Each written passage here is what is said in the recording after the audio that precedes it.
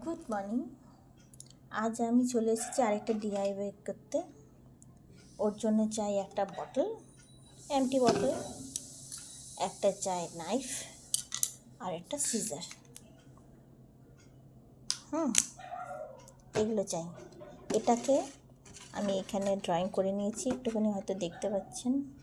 এই যে দাগ দিয়ে নিয়েছি আমি, এখান থেকে এরকমভাবে দাগ দিয়েছি পুরোটা।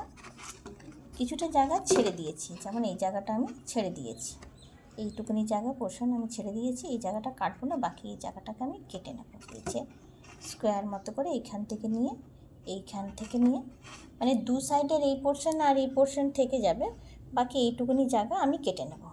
চলুন।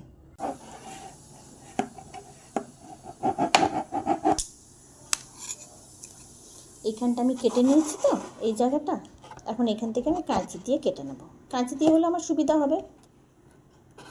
আমি বুঝতে পারছি না, এখন আমার ক্যামেরাটা স্ট্যান্ড নাই তো আমি বুঝতে পারছি না আমি ঠিক দিকে কাটছি কি ভুল দিকে কাটছি।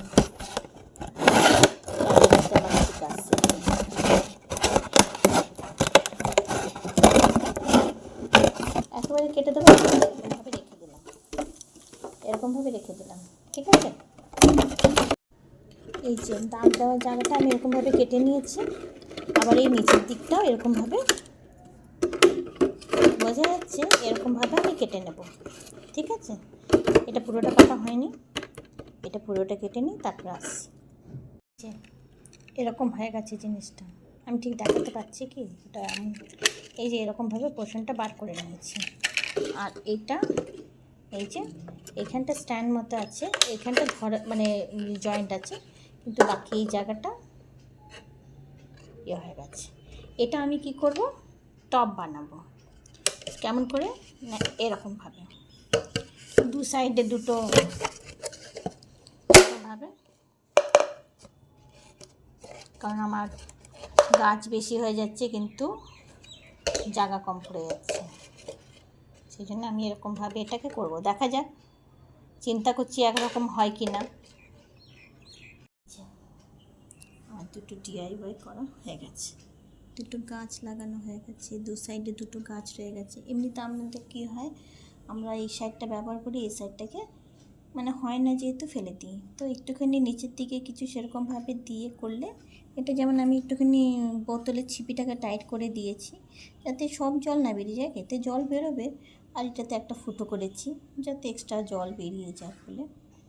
তো কেমন লাগছে আপনাদের?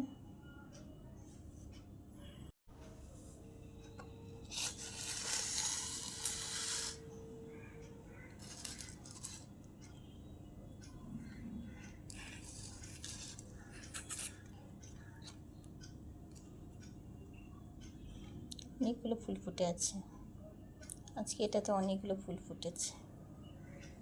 আচ্ছা,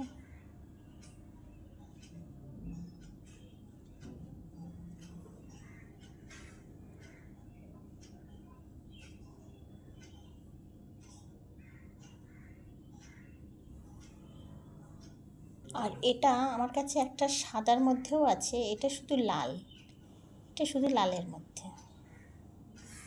কেমন লাগছে বলবেন।